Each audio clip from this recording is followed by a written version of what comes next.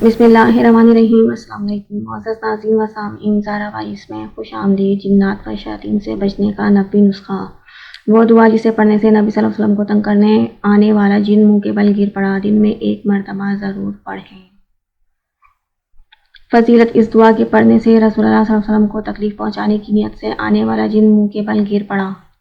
اعوذ بوجہ اللہ الکریم وبکلمات اللہ التامۃ اللاتی لا یجاوزہن بر ولا فاجر من شر ما ینزل من السماء ومن شر ما یعرج فیہا ومن شر ما زرع فی الارض وشر ما یخرج منہا ومن فتن اللیل والنہار ومن تواریق اللیل والنہار الا طارقا یطرق بخیر یا رحمن۔